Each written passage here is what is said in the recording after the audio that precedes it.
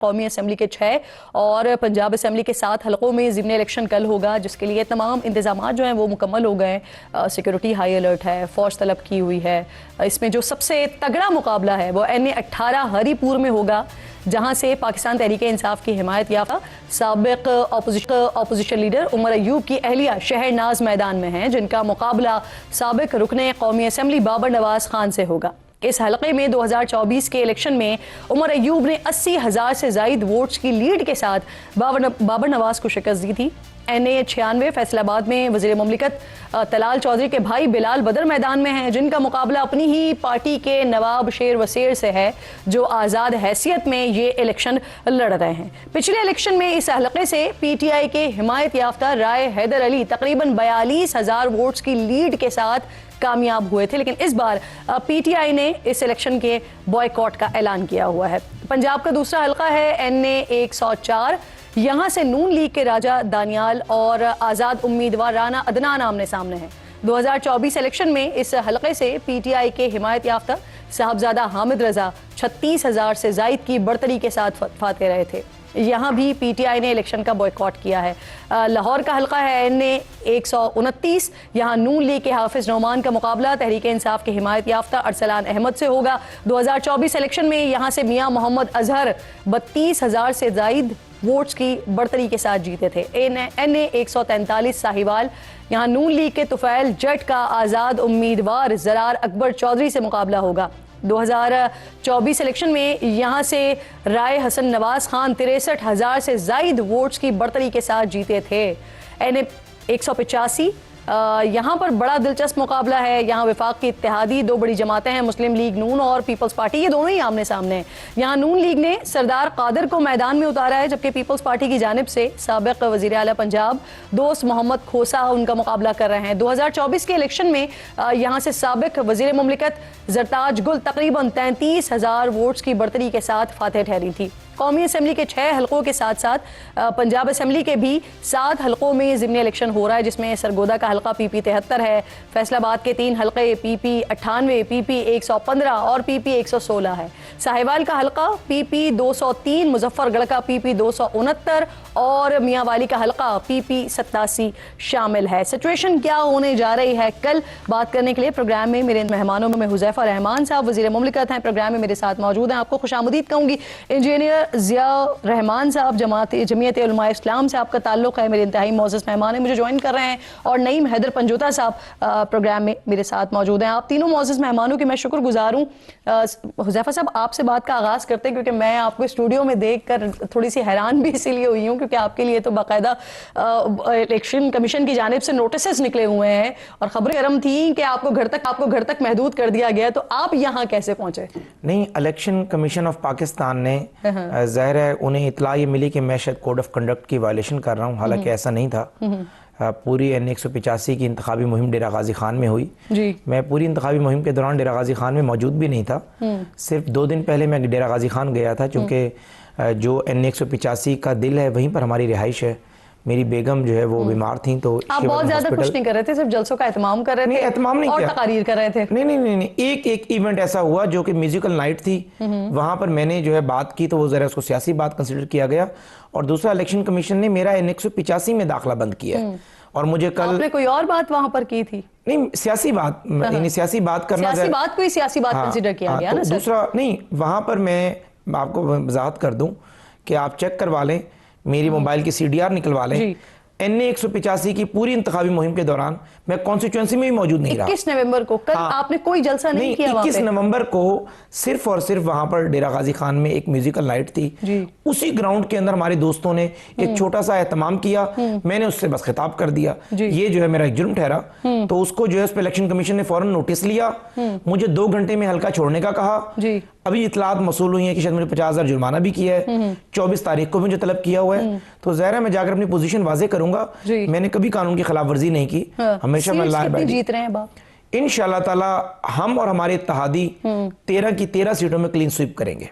अच्छा। हाँ, यानी इत्तेहादी में पीपल्स पार्टी भी और हमें, क्योंकि एक दो सीट्स ऐसी हैं जहां जिस तरीके से मुजफ्फरगढ़ है वहां हमने अपने उम्मीदवार को विड्रॉ करवाया। नहीं और अब इत्तेहादी से मुराद ये कि आपका हल्का अगर मैं देखती हूँ वहां पर, तो वहां कौन जीतेगा, मुस्लिम लीग नून या पीपल्स पार्टी? नहीं, हमारे हल्के में तो शोर शोर मुस्लिम नून 20 से 25 हजार की लीड से जीत रही है। लेकिन चूंकि मैंने इसलिए बात की कि क्लीन स्वीप मैं कहता हम करेंगे, तो कल आप मेरा क्लिप चलाते हैं, क्योंकि मुजफ्फरगढ़ से हमारा उम्मीदवार ही नहीं है वहां पे। चले वहां पीपल्स पार्टी कहाँ से जीत रही है वो बता दें। पीपल्स पार्टी मुजफ्फरगढ़ से जीत रही है, वहां हम उनकी पूरी सपोर्ट कर रहे हैं। ठीक है। अलमदार कुरैशी जो है वो हमारी जमात की सपोर्ट से, और उसके अलावा पीपल्स पार्टी मेरे ख्याल से और कोई ऐसा हल्का नहीं है। यानी 12 आपकी और एक उनकी। हाँ, तो ये इत्तेहादी क्लीन स्वीप इस तरह से कर रहे हैं। नहीं, क्योंकि रनर अप को टिकट दी जाती है। सही। ये पीडीएम के दौर से तय हुआ था, और पीएमएलएन अल्हम्दुलिल्लाह तमाम हल्कों में या जीती थी या रनर अप थी। ठीक है। तो इसलिए ज़ाहिर पीएमएलएन का हक था ये। सही है। नवाब वसीर को क्यों नहीं वैसे दिया गया टिकट, जब रनर अप को ही तय हो गया था कि उनको टिकट देना है? तो नवाब वसीर हमारी पार्टी का हिस्सा थे।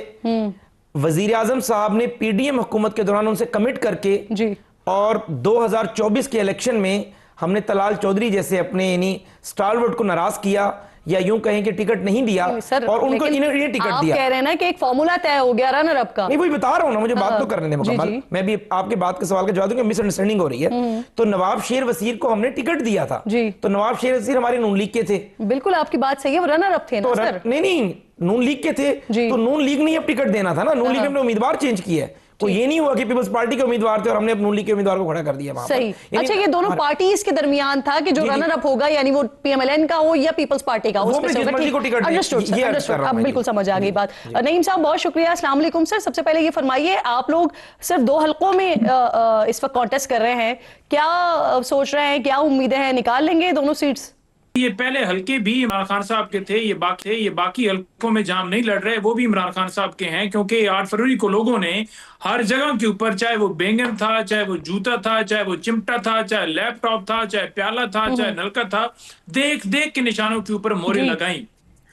ये इलेक्शन 23 को होने जा रहा है। इस इलेक्शन का जरा पस मंजर देखिए कि इस इलेक्शन के अंदर भी हमें सर 2024 का जो इलेक्शन है वो सारा पस मंजर हमारी नजरों में है। मुझे ये फरमाइए कि आप कह रहे हैं कि सारी सीट्स इमरान खान की है, इस बार आप लोग फिर क्यों सिर्फ 2 सीट्स पर परफॉर्म कर रहे हैं, और लाहौर और एक हरीपुर, तो दोनों सीट्स निकाल लेंगे ये? नहीं, देखिए, लाहौर जो है वो क्योंकि हमाद अजहर साहब के वालिद फौत हुए थे, इस वजह से उस सीट के ऊपर इलेक्शन लड़ा। बाकी जगहों के ऊपर इमरान खान साहब ने कहा कि हमने इलेक्शन इसलिए नहीं लड़ना क्योंकि जो सजाएं दी गई हमारे लोगों को, फैसलाबाद वहां जरताज गुल को दी गई है, यहाँ हामिद रजा साहब को दी गई है, तो हम सजाओं को नहीं मानते। उमर अयूब साहब को भी तो सजा हुई है। बिल्कुल, उमर अयूब साहब के हल्के के अंदर भी उन्होंने पहले यही कहा था कि वहां भी हमने नहीं देना, लेकिन बाद में मुशावरत हुई और उन्होंने अपना मौकफ उमर अयूब साहब ने भी दिया, खान साहब ने भी दिया, और फिर उस मौकफ के बाद डिसीजन ये हुआ कि इस हल्के की हद तक हम इलेक्शन लड़ेंगे।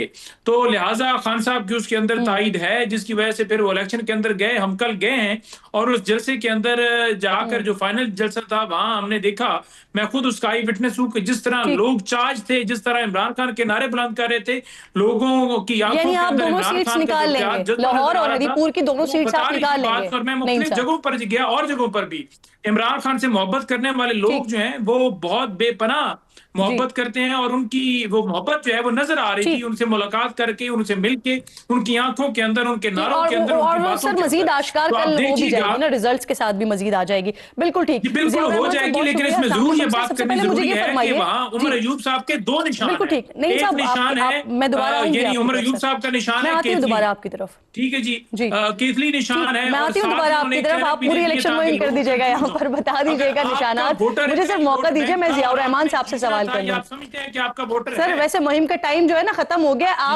आपकी वजह से ना हमें ना नोटिस आ जाए सर, तो ये ना करें ना, मुहिम का टाइम खत्म हो गया है ना सर।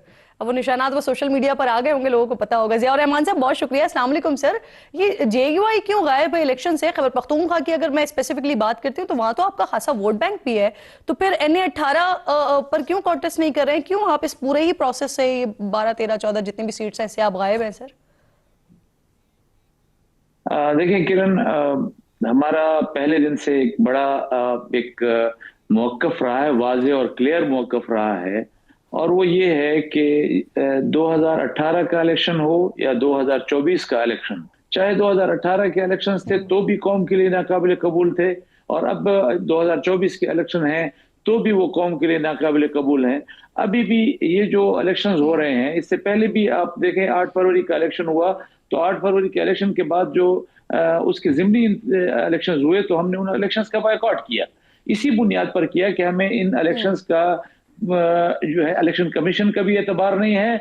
इस मुदाखलत के बाद आप मुझे खुद बताइए कि इन इंतखाबात का नतीजा क्या रहेगा। अब आप देखें, ये भी एक अजीब सा तजाद है कि बाकी जगहों पर तो हमारे दोस्त जो हैं वो मुस्लिम लीग नून वाले वो खुश हो रहे हैं कि जी हमारा उम्मीदवार जो है वो बड़ा उसके साथ मार्जिन के साथ जीत रहा है, और बाकी दूसरी जगहों पर जो है वो पीटीआई ने बॉयकॉट किया है सिर्फ केपी की हुकूमत की वजह से।